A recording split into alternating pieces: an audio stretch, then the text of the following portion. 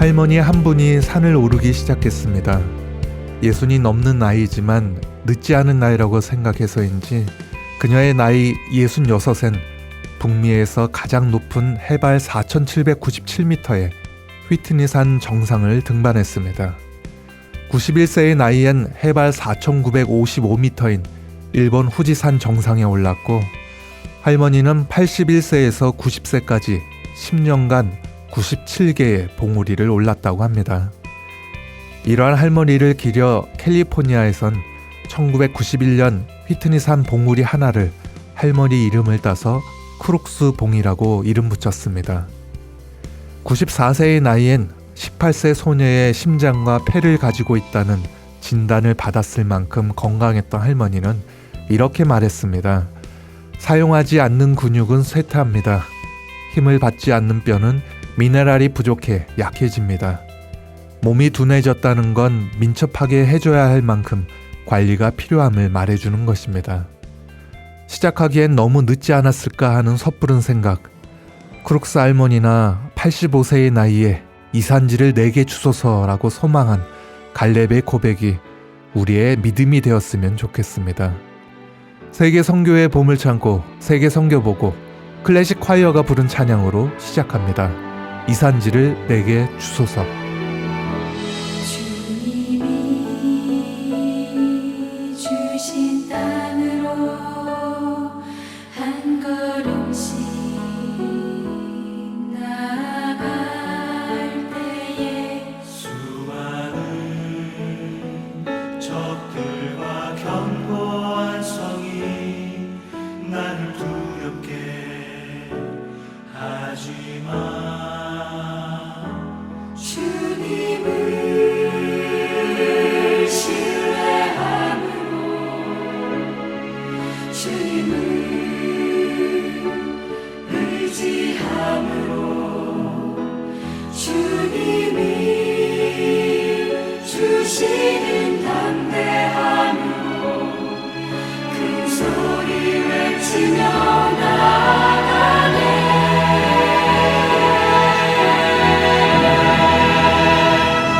이산지를 내게 주소서.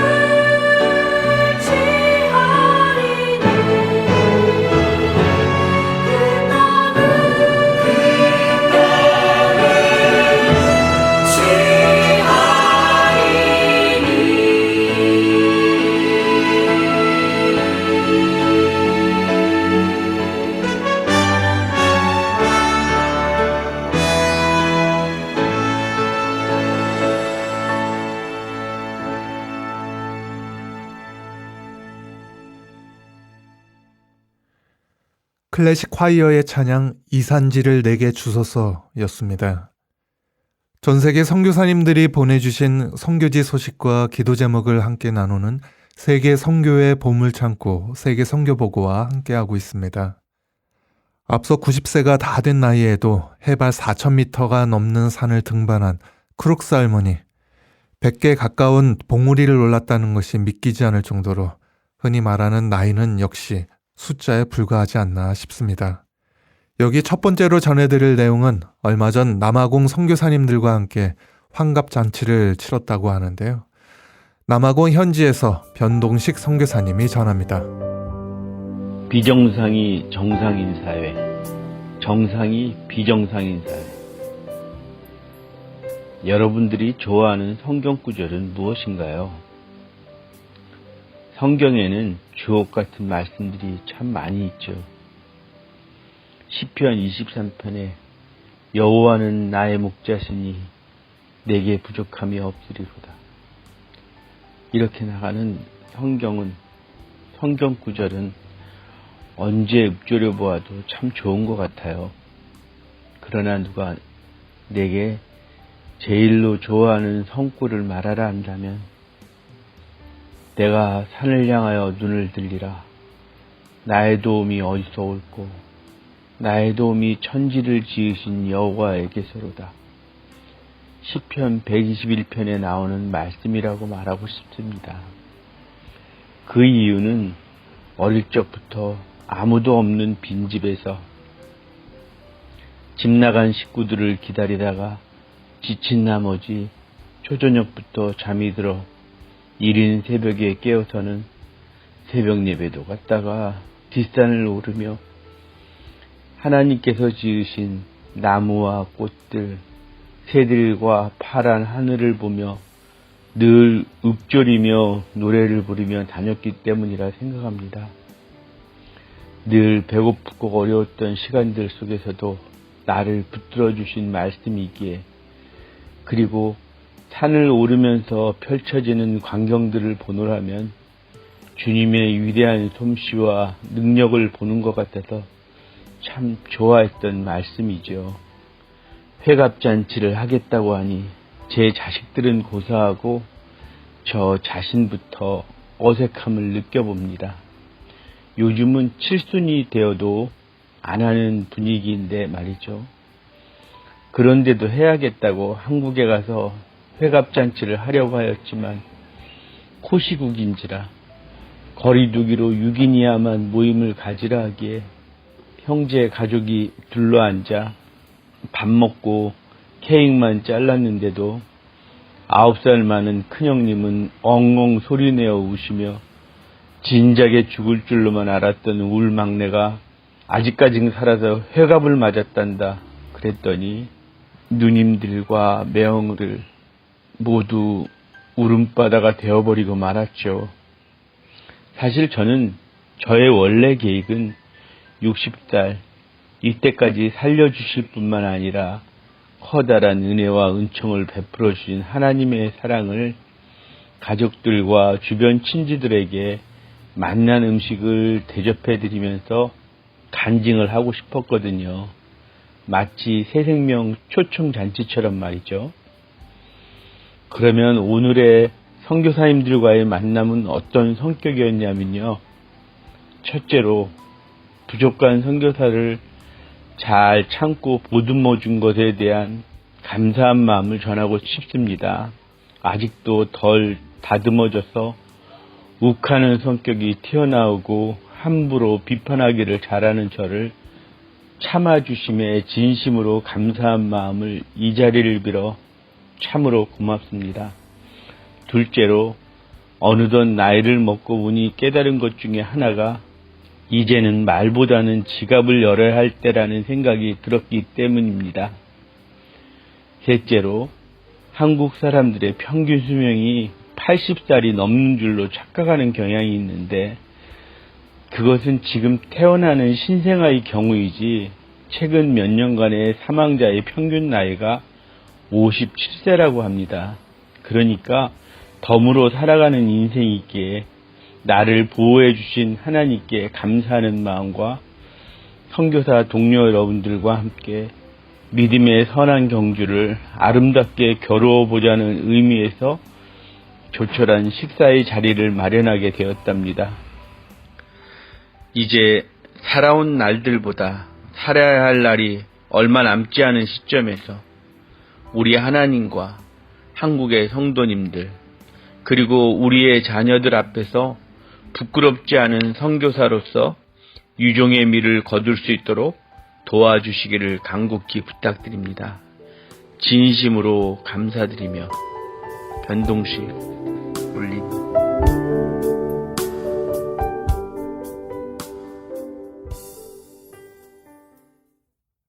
남아프리카 공화국 변동식 선교사님이 전해주셨습니다. 최근 말레이시아에서는 우리나라와 마찬가지로 실외에선 마스크를 착용하지 않을 정도로 방역 지침이 점차 완화되고 있다고 합니다. 그래서인지 코로나 팬데믹 이전에 활기를 되찾아가고 있는 모습이 조금씩 보이기 시작했는데요. 말레이시아 현지에서 보내온 MJ 선교사님의 선교 편지입니다. 한국은 이제 완연한 봄날의 분위기라 생각이 드는데요. 요즘 여기는 너무 덥습니다. 말레이시아 소식입니다. 말레이시아는 이달부터 기본적인 절차만 갖추는 규정으로 보다 자유롭게 국경이 열림과 동시에 모든 사회 분야의 규정도 완화해서인지 활동이 자유로워졌습니다. 5월부터는 백신 완료자에 한해 PCR 검사도 없어지고 실외에서는 마스크를 착용하지 않아도 되는 등 더 완화된다고 하니 훨씬 편해질 것 같습니다. 30일간 금식 기간이었던 라마단이 내달 2일에 끝이 나고 최대 명절인 하리라야가 있는데 정부에서는 계속 관련 규정을 지킬 것을 강조하는 것을 보니 코비드에 대한 경각심을 주는 것 같습니다. 최근 현지 친구들로부터 안전의 유예라는 얘기를 듣고 있는데요. 오랫동안 코비드 사태로 경제적으로 어려워지다 보니 사건, 사고가 자주 일어나고 있는 것 같습니다. 아무래도 외국인 대상 사건들이 있어서인 듯 싶습니다. 샤론교회 소식입니다. 샤론교회는 모임에 대한 인원 제한이 없어져서 성도들이 자유롭게 교회를 찾고 있습니다. 그동안 예배 인원이 30명 이상 모일 수 없어서 오고 싶어도 못 오던 상황에 어려움이 많았습니다. 그래서인지 예배에 많이 모이고 있는데요. 아무래도 대면 예배에 대해 갈급함이 많았던 것 같습니다. 고난주간 성도들이 한 끼씩 금식하면서 성금요일과 부활주일 예배를 은혜 속에 잘 드렸습니다. 사바와 사라학은 5월의 추수감사절 격인 가와이 다약 절기가 있습니다. 사바와 사라각에서 온 성도들이 많은지라 오랜만에 행사로 진행을 하게 되었습니다. 현재 매주 성도들이 함께 모여 열심히 프로그램을 준비하고 있습니다. 보통 말레이어 교회 성도들 분포를 보면 같은 지역 출신들이 모이게 되는데요. 아무래도 정서상 잘 어울리지 못하기 때문인 것 같습니다. 샤론교회는 사바, 사라왁 성도들과 더불어 말레이 반도 원주민 성도들이 다 모여 있는데요. 초창기에는 어색한 분위기가 있었지만 지금은 서로 잘 조화를 이루는 모습을 볼 때면 주님 안에서 한 형제 자매임을 깨닫게 됩니다. 교회가 비좁다 보니 여전히 예배 공간의 어려움은 이어지고 있어서 교회 이전을 위해 계속 기도하며 하나님의 인도하심과 도우심을 기다리고 있습니다. 마을 소식입니다. 마을 사역도 잘 이루어져 가고 있는데요. 아직 코비드로 인해 정부와 관련된 유관 기관에서의 마을 관리가 되고 있어서 거기에 따른 어려움은 있지만 그래도 분위기는 많이 좋아졌습니다. 일단 자체적으로 모임과 행사를 진행하는 것에 제약이 많이 없어져서 사역자들이 좀 더 자유롭게 방문하고 사역을 할 수 있어서 감사합니다. 문제는 저같이 외부인이나 외국인의 방문은 어려운지라 조심하고 있습니다. 교회별로 성금요일과 부활주일 예배를 드렸는데요. 예배를 드리며 함께 기도하고 음식을 나누는 모습을 보면서 넘치는 은혜가 있었습니다. 현재로서는 저의 신분 때문에 마을 방문을 조심하고 있는데 앞으로 좀 더 상황이 나아질 것으로 기대하고 있습니다. 교회 승합차도 준비되고 어려운 은행 계좌 오픈도 조만간 이루어질 것 같아서 이만의 교회를 중심으로 마을 사역이 더 활발해질 것으로 예상하고 있습니다. 조바로 소식입니다. 조바로 교회도 사역이 활발해져 가고 있습니다. 4월부터는 2기 말레이어 교실을 시작했습니다. 공부하시는 분들이 이번에는 열의가 넘치는 것 같습니다. 교회에서 멀지 않은 곳에 사바 전통 음식점과 물품을 취급하는 가게를 운영하는 사바 원주민 출신의 리오 형제를 알게 되어 사업장 신방을 다녀왔습니다. 현지에서 젊은 형제가 식당과 가게를 운영하는 것이 쉽지 않은데 굉장히 성실히 일하는 모습에 그 이유를 찾게 되었습니다. 그동안 많은 고생을 했겠구나 하는 생각에 안쓰러운 마음도 들어 리오 형제 내외를 위해 간절히 기도해 주었습니다. 길버트 형제가 멀리 이사를 해서 신방을 다녀오게 되었는데요. 소식을 듣고 주변에 사는 다른 청년들도 와서 함께 예배를 드렸습니다. 말씀을 나눈 뒤 기도해 주는데 갑자기 청년들이 눈물을 쏟기 시작해서 저도 마음이 어찌나 서글퍼지던지요. 10대 후반에서 20대 초반의 나이에 타지에서 겪는 외로움과 어려움 때문인 듯 싶었습니다. 교회가 멀어서 오기가 쉽지 않겠지만 무조건 교회에 나오라는 말과 함께 위로와 격려해주고 돌아왔습니다. 아무래도 조호바루가 이슬람이 강한 지역이어서 현지 교단이나 당체에 등록하는 게 안전할 것 같아 진행 중에 있습니다. 현재로서는 샤론 교회의 지교회로 등록하고자 하는데 아무런 문제가 없도록 기도하고 있습니다. 파송교회 선교 대회 참석차 5월 말에 한국 방문을 예정하고 있습니다. 만 3년 만에 방문이어서 그동안 떨어져 지냈던 저희 아이들도 만나고 또 많은 분들을 뵐 것을 생각하니 살짝 설렘이 찾아오는 듯합니다. 5월 한 달도 주님의 은혜와 보호하심 속에 거하시기를 바라며 선교지를 위해 기도를 부탁드리겠습니다. 첫 번째, 말레이시아의 정책들이 이슬람의 영향을 받지 않고 투명하고 공정하게 세워지고 집행될 수 있도록 기도를 부탁드립니다. 두 번째로 전임 전도사들 삐안, 자르니, 잠브리, 스테파누스의 재정적인 어려움이 없도록 기도를 부탁드립니다. 세 번째로 샤론 교회 성전 이전에 필요한 재정이 채워질 수 있도록 기도를 부탁드리고요. 네 번째로 조호바루 교회 성장과 교회 등록에 문제가 생기지 않도록 기도를 부탁드립니다. 마지막으로 저의 가족 모두의 건강과 신변의 안전을 위해서 기도를 부탁드립니다. 감사합니다.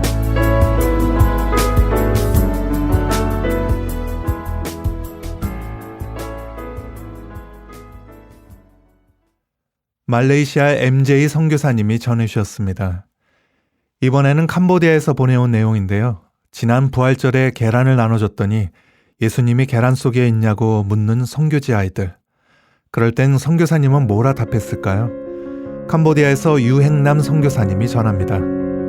부활의 환희. 예수께서 이르시되 나는 부활이요 생명이니 나를 믿는 자는 죽어도 살겠고. 요한복음 11장 25절 말씀. 선생님, 이 달걀 속에 예수님이 계세요? 달걀 속에만 계시니 너의 눈동자 속에도 마음 속에도 계시잖아.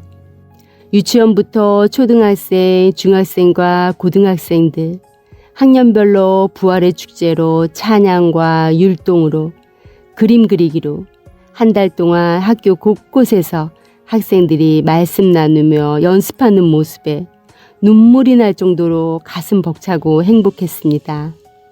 가르치는 선생님들도 그 어느 해보다 더욱 신나게 즐겁게 학생들과 하나 되어서 축제의 장을 만들어 주셨습니다. 2년 만에 마음껏 부활의 환희를 온몸으로 맞이했습니다. 부활의 기쁨을 소리 높여 찬양하며 행복하고 감사와 즐거움이 넘쳐나는 부활절 파티에 주님도 동행해 주셔서 더욱 빛이 났습니다. 학생들이 부활절 준비를 하면서 어려웠던 2년 동안 갈증이 있었던 말씀 사역에 거대한 폭포수를 만난 것처럼 다시 새롭게 말씀 속으로 빠져들 수 있어서 감사했습니다. 학생들이 죽은 신앙이 아닌 다시 한번 부활의 주님과 함께 일상의 삶 속으로 공기처럼 자연스럽게 살아계신 주님을 찬양하며 동행하는 믿음이 한 단계 쑥 성장했습니다. 더 넓고 깊은 주님과 동행하는 멋진 부활절 추억 쌓기를 가슴에 품었습니다. 불교 국가 캄보디아 낙원학교 위에 하늘과 땅의 권세를 누리며 죽음도 승리로 오신 주님을 찬양하는 학생들의 찬양 소리가 하늘 높이 퍼지며 주님이 학생들을 향하여 환하게 미소 짓고 계십니다. 나의 멋진 아들과 딸들아 하시면서 낙원학교의 주인은 시퍼렇게 살아계신 주님이 주인됨을 고백합니다. 축복합니다. God bless you.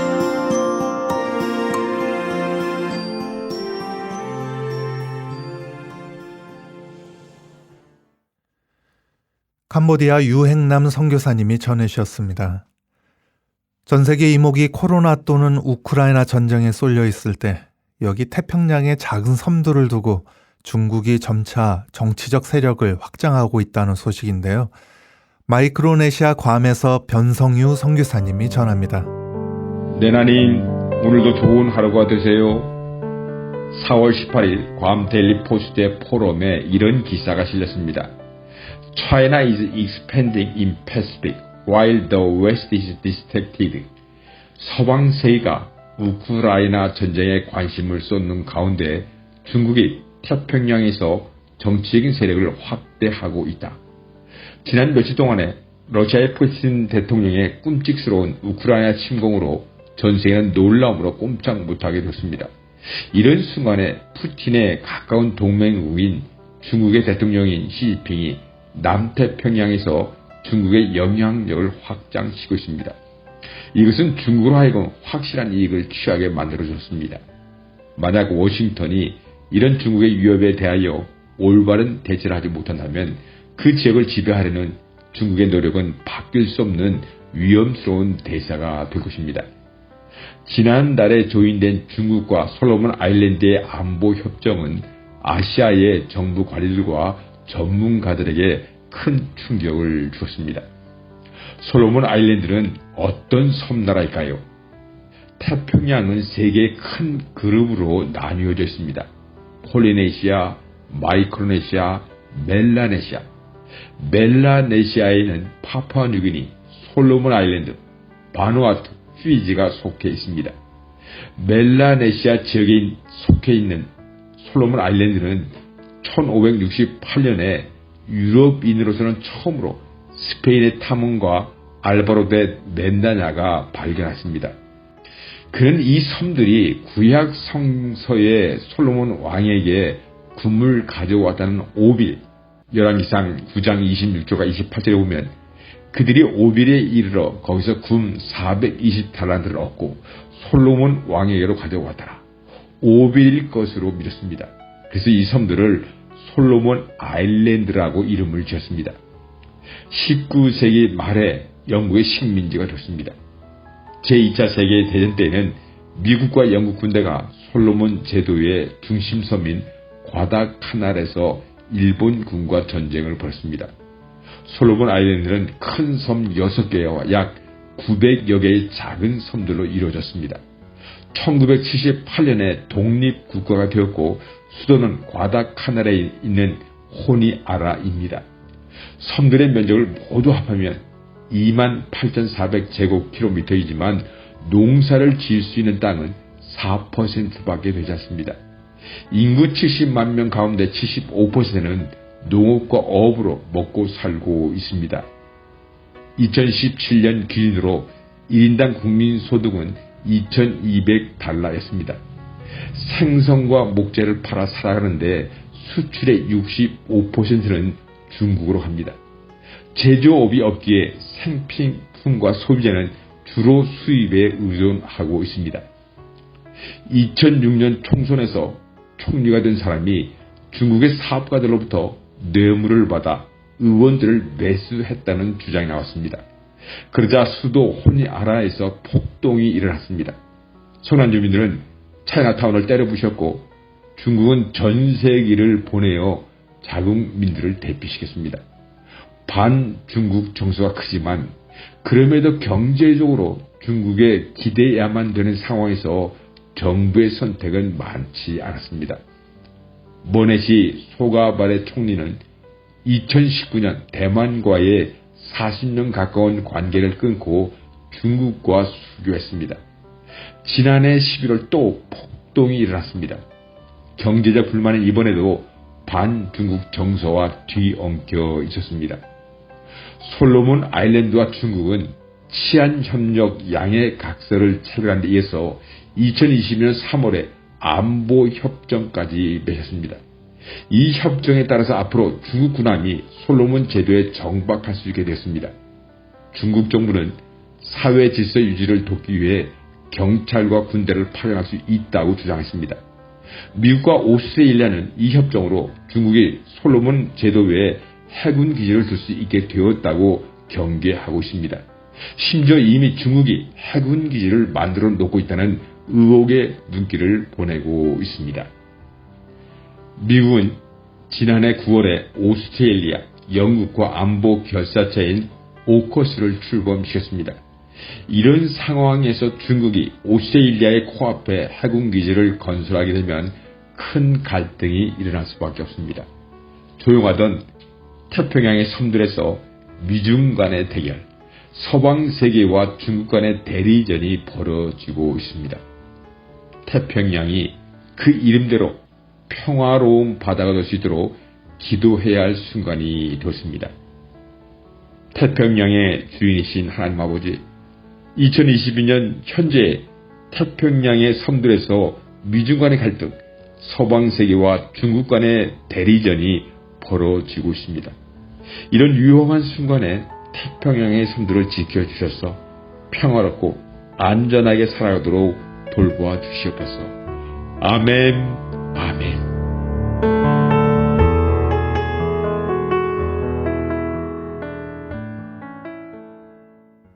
마이크로네시아 괌에서 변성유 선교사님이 전해주셨습니다. 전 세계 선교사님들이 보내주신 선교지 소식과 기도 제목들로 함께하는 세계 선교의 보물창고 세계 선교보고는 인터넷 검색창에서 세계 선교보고라고 검색하시면 보다 생생한 선교지의 모습들을 사진이나 동영상으로도 함께 만나보실 수 있습니다. 세계 선교보고 오늘 순서 여기서 모두 마치겠습니다. 지금까지 김재환 진행이었습니다. 저희는 다음 시간에 다시 찾아뵙겠습니다. 감사합니다.